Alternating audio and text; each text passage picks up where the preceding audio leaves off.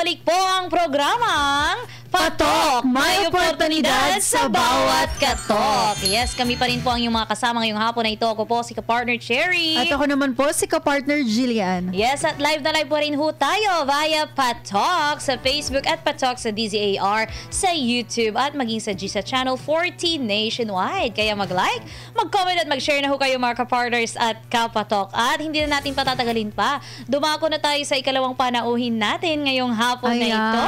Yes, ahead, mga ka-partners, get ready to meet a woman of elegance, heart, and heritage. Ayan, she studied fashion in Barcelona, pero ang puso ng kanyang negosyo ay galing sa simpleng tahanan sa Bukawi, Bulacan. Inspired by her mother's embroidery legacy. Ayan, she's not just a fashion consultant, but she's the creative force behind La Moda Optibella, a brand known for handcrafted, one-of-a-kind Filipiniana and Barong creations. Ayan, passionate, purpose-driven, and proud to uplift local artisans. Let's welcome the stylish and unstoppable Miss Eden R. Manabat. Welcome po sa Patok sa DZAR ka-partner Eden. Hello po. Hello, good afternoon. Can you hear me well, ma'am? Yes. Yes, we can hear you well. Miss Cherilyn and Miss Delian, hello, good afternoon sa inyong lahat. Yeah. And doon sa lahat ng viewers ng Patok. Good afternoon din po. Yes, Ayan. from zero to CEO, ka-partner Eden. Kumusta naman ho kayo dyan sa inyong kinaroroonan ngayon? Sa ngayon, sa kasalukuyan, nandito ako sa office ko ng La Moda Optibella. Mm-hmm. It's located here in Nueva Ecija, Santa Rosa, Nueva Ecija, ma'am. Napakalapit lang pala dito. Oo. Kaya pala nag-online lang si ma'am. Yes, kaya pala via Zoom tayo ngayon mga ka-partners. Alright, so sa Nueva Ecija pa po si ka-partner Eden. Ayan. Bakit ho sa dami ng pwedeng inegosyo, bakit ho ito yung naisipan nilang negosyo at bakit ito ho yung pangalan ng kanilang negosyo? Yes. Okay. So, right, ma'am, before, diba kayo kami mga business owner or even yung ibang business owner, diba? First, magta-try tayo ng ibang business and then if we will not be successful on that other business, so ready si plan B. So sabi ko nga, tapos ko na si plan A, plan B, plan C. Naku, Diyos ko, baka matapos ko yung alphabet. So sabi ko, why not yakapin ko yung pinagmulan ng mga burda and ng mga kahit. Since I've raised by my parents in Bukawi, Bulacan, so nandoon po yung mga burda noong araw. And kami ay napalaki, we were raised through pananahik ng mom ko and pagbuburda. So, and in the year 2006, I've studied in Barcelona, Spain for professional fashion styling and image consultancy. And then I was hired in Moscow and doon ko siya ginamit. So, I am thinking like, bakit hindi ko gamitin yung skills and yung napag-aralan ko with regards to creations or designing clothing. And during that time, eto na, sabi ko, before, I used to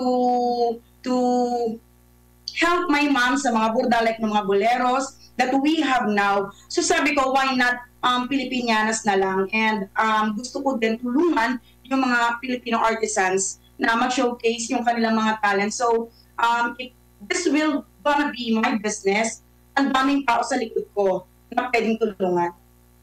Ayan. Ito ka-partner, ano po yung pakiramdam no, na makita ang mga gawa mo? Especially pagsuot na ito ng ating mga kababayang Pilipino, most especially yung mga nasa abroad.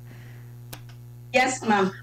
Actually, sobrang priceless, no? Yes. And hindi naman tayo yung tipo nakikipag-compete kasi as long as ako kasi I never run out of ideas. So, I love designing talaga. So, ano yung naisip ko, ilalatag ko yun doon sa aking creation. So, the moment na alam ko na naisuot na siya abroad, na mga even foreign people, ng ating mga kababayan sa abroad, even politicians. So, of course, ang sarap nun sa pakiramdam. Yung puyat mo, parang sobrang mas bayad pa sa dilang bayad kasi grabe yung pakiramdam talaga. Oo. Wow. Siyempre may mga original designs, no, si ka-partner Eden. Paano nyo ho pinoprotektahan yung inyong original designs sa gitna ho ng mga gumagaya ngayon ho online? Actually, ma'am, we are on the process of the IPO sa company. But then, I am sure, ma'am, we have this, meron kaming certain, ma'am, na something like palatandaan doon, ma'am, sa aming mga creation. Like, we know, halimbawa, like Solia, we know how many number of stitches yung nagawa doon. And inside, doon sa mga borda, meron kaming something na palatandaan na this is a creation of La Moda of Tibela. And one more thing, ma'am, yung aming kasi mga hand-painted na mga designs is something like hindi talaga mauulit kasi that's your mood. Yun yung mood mo, the time na inubuhit mo yon or the time na ginagawa mo yung mga strokes ng paint na yon. So, di ba, iisipin mo na paano siya magagaya. It depends on your mood, yung pagkaka-stroke and everything. So, we are sure that it's La Moda of Tibela. So, sometimes nag-i-issue din ako ng certificate of authenticity kapag alam ko na sobrang meticulous yung pagkakagawa doon sa creation na yon. Tama, no? Kasi kapag hand painting, talagang unique po yan. Ayun. So, ito po ka-partner, ano po yung masasabi mo na isang piece or yung isang design na nakaka-proud para sa part mo? Ano, meron po ba? Yung pong mga hand-painted po namin. Hand-paint, oo. So, and then, I have something like say, for example, this piece. I want to show you this piece. For example, like this one, I especially created like limited collection of this one. So I can put your photo here. Okay. And then we can paint it there dun sa pinaka-bolero. So this kind of bolero is inilabas ko siya in honor of those mga empowered women. Of course, I'm considering myself as an empowered woman. So gusto kong ma-honor, bigyan ng honor yung mga empowered women natin na they are wearing that kind of bolero po na wherein yung face nila is designed doon sa front ng kanilang kasuotan. Yes. At panahon na rin ho ngayon, no, ka-partner Eden, ng fast fashion na tinatawag. Paano ho ninyo naipapaliwanag yung halaga ng handcrafted po na at custom pieces po? The handcrafted custom pieces, ang lagi na lang namin ini-instill sa mind ng aming mga buyers, ng aming mga clients is yung puso mo to help. Kasi kapag ito yung ipapatronize mo, yung mga handcrafted pieces that we have or we are releasing, it's like you are paying it forward na you are giving back to the community, mga Pilipino na mahirap, yung mga Pilipino sa laylayan na ang alam lang na pagkakakitaan or pagkakabuhayan is something like to paint, magborda.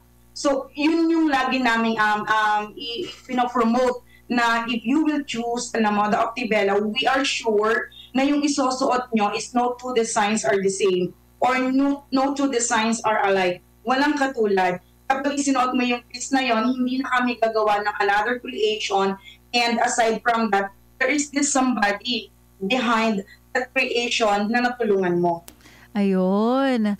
Ito ka-partner Eden, ano po kaya yung naging pakiramdam po ng inyong mother nung nakita niya po na pinagawa niyo po, no? Yung inyo pong sariling brand mula sa talentong minana niyo po sa kanya. Kasi is a legacy po kasi, diba? I think masaya naman siya. I think alam din niya yun na yung inspiration is nanggaling kay mama, sa mga tita ko. Kasi alam niyo po, hindi naman sila ipinanganak na may kaya. Yes. So, mga mahihirap lang din naman sila.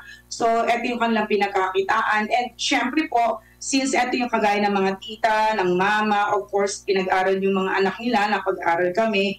Of course, parang tipong ayaw namin na mananahin na lang yung mga anak namin pagdating ng araw. Kasi sobrang naman talagang hirap. And lalo ngayon, at our digital, sa era ng digital ngayon, parang ang hirap na kung hindi ganun ikaw kaseryoso or ganun ka-motivated na ipakilala yung mga ganitong klase na mga handcrafted pieces. So I think they are happy about it kasi doon sa grupo namin magpipinsan, wala na halos nakamana nung ginagawa ng aming mga magulang. So sa linya ni Mama, kami na lang ng kapatid kong babae. and especially yung kapatid kong babae na sobrang galing talaga sa pagbuborda na meron ding sariling kumpanya. Yun talaga yung mas nakamana. So I think she's happy about it, and we don't know sa blood ng aming family kung sino pa ba yung magpapatuloy ng ganitong klase ng trabaho or negosyo. Yes. Ito ho bang inyong negosyo ay nakasentro lamang ho sa inyong pamilya, o may plano ho kayong magturo o mag-workshop ho para ho maipasa ho ang art of embroidery sa mga susunod pang henerasyon, sa mga kabataan ho natin? If given the chance, ma'am, why not, diba? Why not naman? So kung hindi pinagkakait ng pagkakataon na magturo, then why not? So it's possible. Possible naman yun. One time nga, nag-decide din ako na magkaroon ng sariling weaving area here in Nueva Ecija. Parang nakipag-coordinate ako somewhere in Batangas and DTI. And kaya lang it takes a long process, long way to go bago ka makarating doon. But of course, hindi naman yun nawawala doon sa plano mo. Kasi nga, ang gusto mo, yung ating nakasanayan, yung tradition before is maipasa naman natin, 'di ba, sa mga susunod pa. Ayun, Kapartner Eden, napakaganda no? At bilang membro po ng Rotary at World Vision sponsor po, Kapartner Eden, paano po nakakaapekto sa puso po ninyo yung pagbabalik or ang pagtulong po sa komunidad? I believe in the law of tithing. So I believe in the law of tithing. So it's whenever you earn, diba, 10% of that tithes kailangan mong ibigay sa ating Creator. Yes. And part of that tithing, of course, nandiyan din naman yung charity.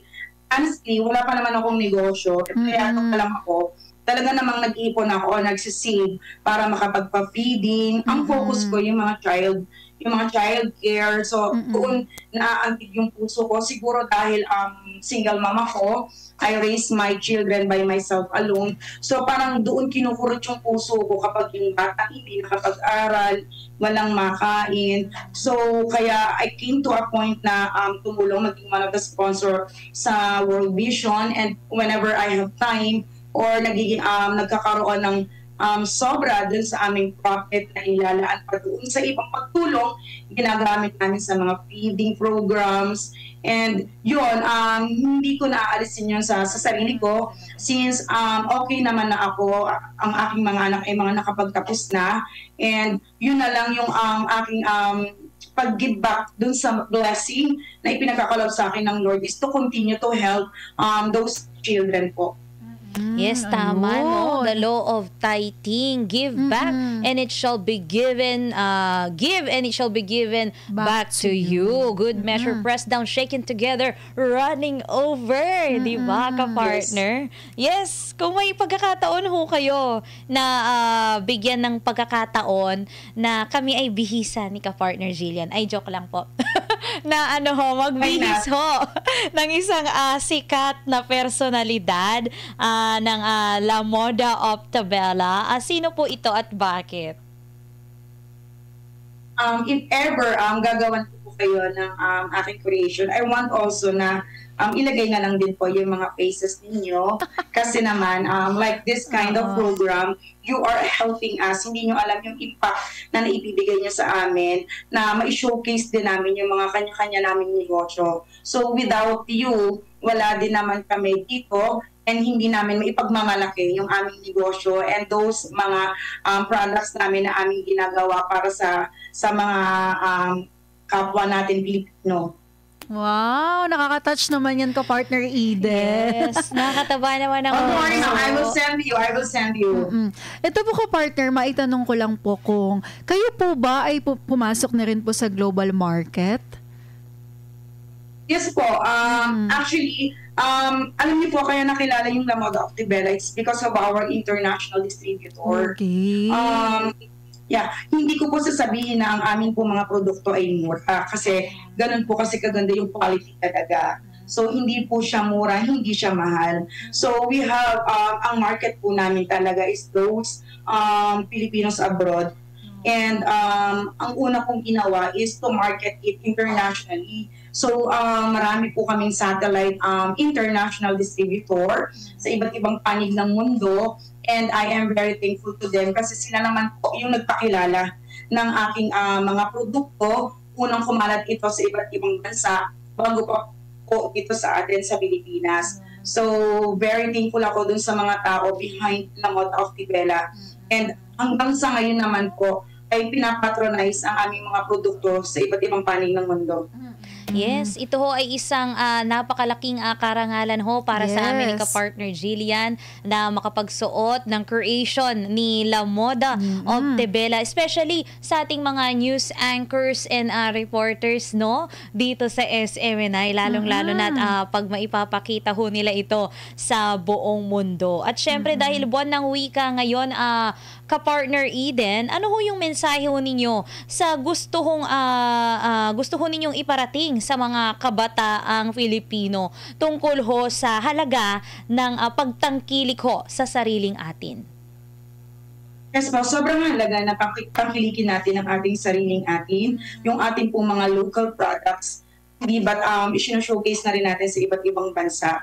So bakit natin hangaan yung ibang produkto where in fact dito pa lang sa ating bansa napakadami na natin pwedeng gawin sa ating kapaligiran na po pwede natin turn into a beautiful products kapag na-master lang natin yung handcrafting.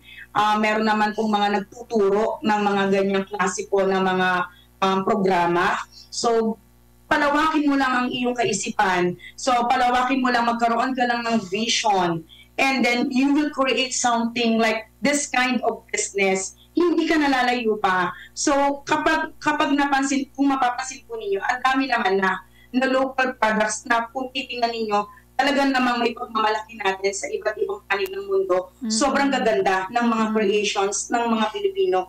And hindi po talaga matatawaran ang galing at pagkamasiling or pagkamalikhain ng mga Pilipino. Ayun, tama ka partner. Ito po, nabanggit nyo po is tungkol about sa vision. Ano po kaya ang vision ng Lamoda of Tibela 5 years or 10 years from now po? Ano po yung vision po natin? Our vision is, na unang-una, ang vision ko naman talaga is to empower the Filipino artisans by showcasing their unique skills. So iniisip ko, kapag ito ay parati or palagian na gano'n ang aming naipapasa na kaalaman, na maipasa at maipasa yung paggawa at paghulma or paggawa ng mga ganitong klaseng creation.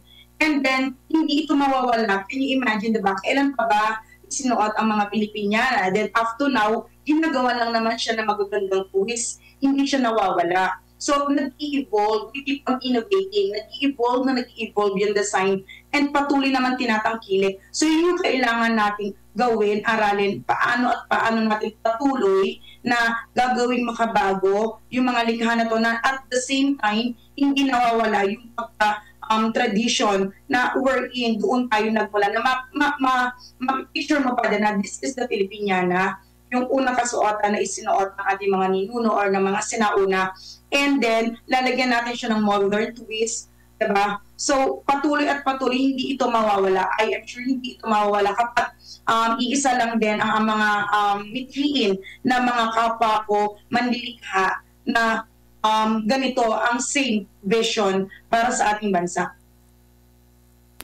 Napakaganda ng visions ho ni ka-partner Eden ng Lamoda of Tibela. Ayan na ipagpatuloy na ipakita ho sa lalong-lalo na sa mga kabataan no na patuloy na tangkilikin ng sariling atin, yung pinagmulan ng ating mga kasuotan ay patuloy pa rin na maisuot at lagyan lamang ito ng twist. Looking forward po. Excited na ho kaming ma-meet ho kayo in person no ka-partner Eden. Baka meron din ho silang plans na makapagtayo at least showroom dito ho sa Metro Manila. Why not kapag sinagot ng Lord yung prayer natin na yun. But for the meantime po, makikita ang aming mga creations online sa aming page po. And kumakalat po ang aming mga creation through word of mouth advertisement. So pinapahalagahan ko po yung mga clients and customers namin na paulit-ulit pinupuri yung aming mga likha, reason why patuloy at patuloy din po ang nagmumultiply o dumadami po yung mga tumatangkilik sa aming mga gawa. So, if given the chance po na magtayo tayo ng another branch like in Manila, then why not po, yayakapin po natin yung plano na yon or yung answered prayer na ibibigay sa iyo, yung tugon sa panalangin natin. Ayun, eto ka-partner, eto naman po, ano po yung mga nais niyo pong i-advise sa mga aspiring businessmen po, lalong-lalo na po sa pagmamanage ng negosyo at most especially po kung paano po mas maging epektibo ang business operation, lalo na po sa ganitong klaseng industriya or sa larangan po nitong nakalinya po kagaya po ng inyong business. Okay. Ang may advice ko lang, alam niyo po, the path to entrepreneurial success is paved with perseverance and relentless pursuit to your vision. Kapag hindi mo tinanaw or hindi mo alam kung saan ka patutungo, ano ba yung vision mo, bakit mo ginagawa ito, then wala, ma-out of focus ka. And always stay on your own garden. Dapat yung focus mo nasa sarili mong garden. Stop looking at the neighbor's grass if it's greener than yours.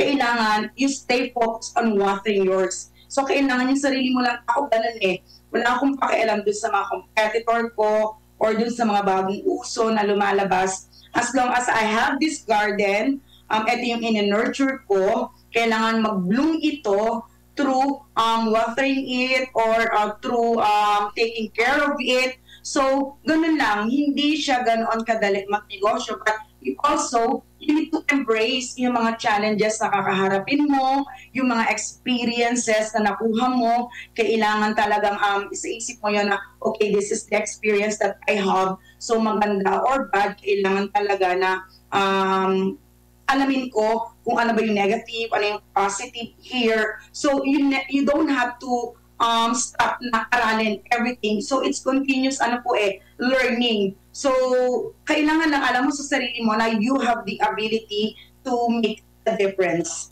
Ayun. Kaya pala po sabi po ninyo sa inyong gabay sa tagumpay, paki-flash po sa screen para po makabasa po ng ating mga kababayan.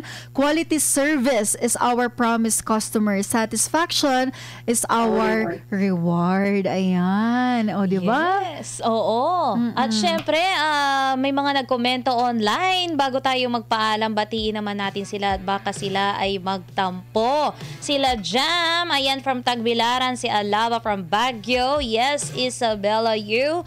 Ayan, napakaganda ng design ng barong po ninyo. Bagay ho sa lahat ng events. And si Cha Duque, ayan. Yes, pagbati. Ayan, magkano po ang gawa ng barong.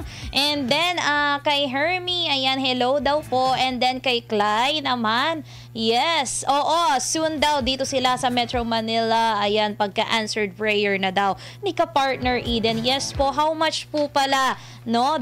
From lowest to highest, like nagre-range po yung kanilang gawang barong po. Yes po.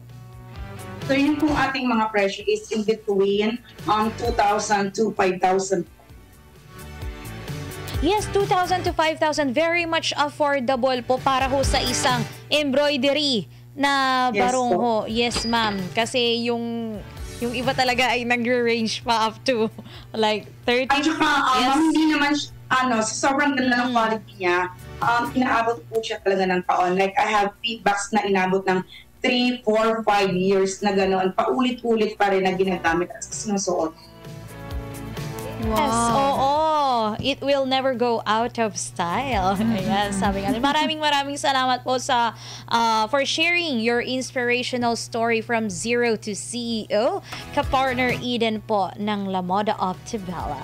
Ayan. Alright. Kaya kung meron kang kwento na alam mong papatok at tatatak sa isipan ng bawat Pilipino, abay, huwag niyong itago kundi dapat ito'y inyong ibahagi at ipatok na yan. Bago tayo magpaalam, laging tandaan ang sinasabi sa Proverbs 10:4. A lazy person will end up poor, but a hard worker will become rich. Nagpapahirap ang katamaran, ngunit ang kasipagan ay nagpapayaman. Ayan, ako po si ka-partner Jillian. Ako naman si ka-partner Cherry. Magsalo-salo ulit tayo bukas. Sa kaparehong oras at himpilan dito lang sa Patok, may oportunidad sa bawat katok.